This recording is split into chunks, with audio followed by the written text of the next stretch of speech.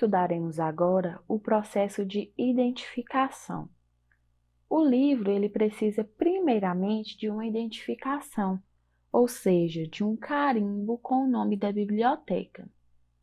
Como uma biblioteca em geral possui muitos livros, a forma mais prática de se identificar cada livro é por meio de um carimbo que contenha seu nome. O livro ele deve ser carimbado no lado contrário da lombada, ou seja, no corte do livro e na folha de rosto do livro. Algumas bibliotecas usam também carimbar uma página padrão em todos os livros, carimbando sempre a página que contém determinada numeração. Outro processo é o registro.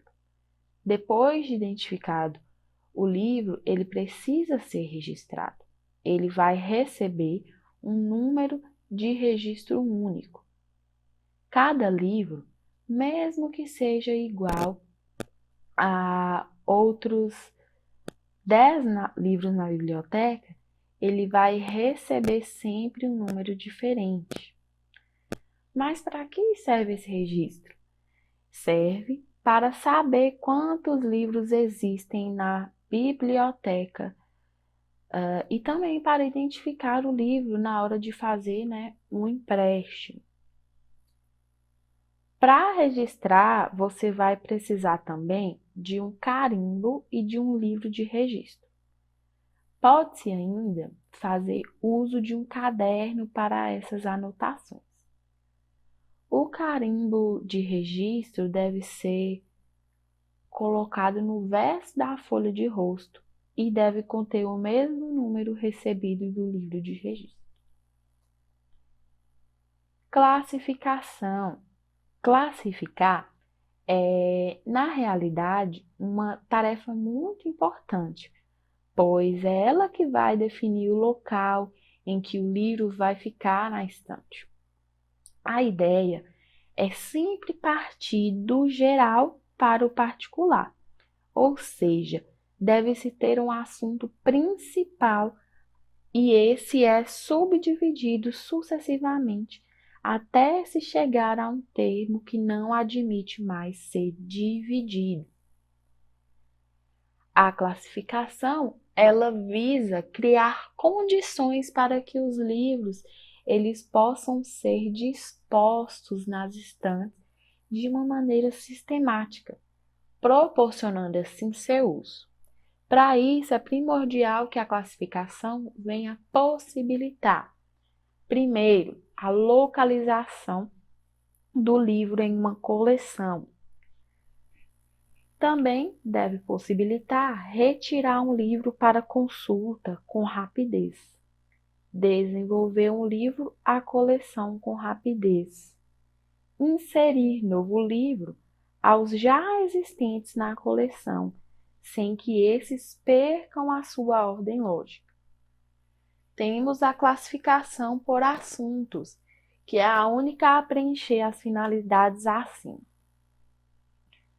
Esse processo de classificar implica agrupar livros pelos assuntos que tratam, trocando o nome ou o termo desses por sinais ou símbolos correspondentes, chamados de notação da classificação. É comum que diferentes livros tenham uma mesma notação. Para que possa diferenciá-los, deve-se usar então a notação de autor. O conjunto dessas duas anotações recebe o nome de número de chamada. Esse número é quem individualiza o livro dentro de uma coleção. Assim, numa biblioteca não pode haver dois livros com o mesmo número de chamada. A anotação de uma classificação precisa ser simples e permitir a expansão de novos assuntos. Quando for classificar, pense sempre nas regras básicas citadas a seguir. Primeira regra: classificar o livro onde ele é mais procurado. Segunda regra: classificar primeiro pelo assunto.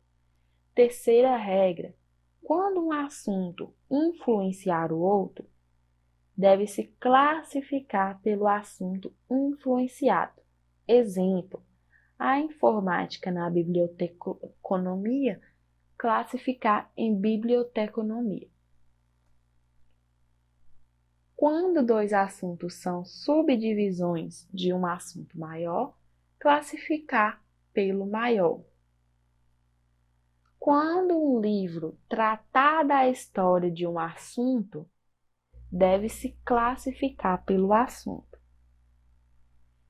Quando um item tratar de método investigativo, deve-se classificar pelo assunto investigado. Sistemas de classificação. Existem formas diferentes de catalogação, mas a mais utilizada é a classificação decimal de Dewey, que é o CDD. Esta é muito comum na maioria das bibliotecas, em 135 países. Ela divide o conhecimento humano em 10 grandes classes e atribui um número para cada classe. Depois, ela define números para subclasses e subclasses e assim por diante.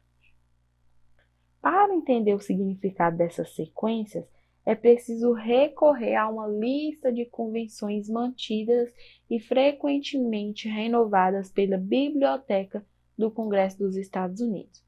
Por exemplo, se precisamos de um livro sobre religião, teremos de buscá-lo na classe 200, que é a das obras sobre religião. Se queremos ver uma Bíblia, encontraremos todas que houver no acervo que estarão catalogadas na subclasse 220. Na segunda linha do código vêm as informações sobre o autor e o título da obra. Na terceira é possível saber se o livro ele está dividido em mais de um volume. E na quarta linha, se há mais de um mesmo exemplar na biblioteca. Foi o americano Melville Dale quem inventou esse sistema.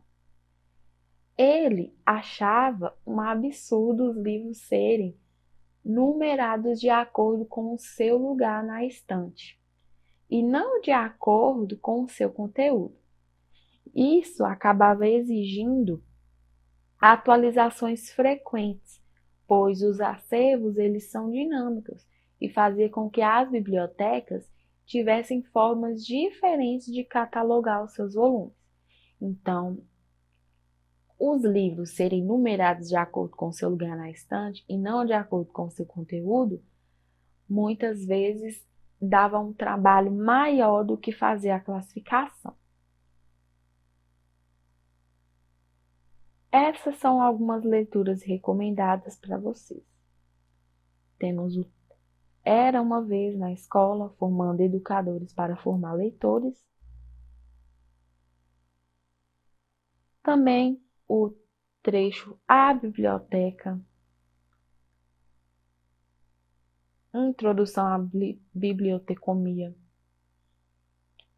A leitura na escola, isso é muito importante, pois ele visa esclarecer um pouco sobre os processos e as classificações que devem ser feitas a fim de incentivar a leitura de fato nas escolas. Escola, sala de leitura e bibliotecas criativas. Esse também é muito importante, pois vem exemplificar sobre a importância de ter-se as bibliotecas criativas como formas de incentivar e instigar nas crianças, nos adolescentes, nos jovens, a questão da leitura, qual o papel importante aí da leitura na escola e no desenvolvimento pessoal.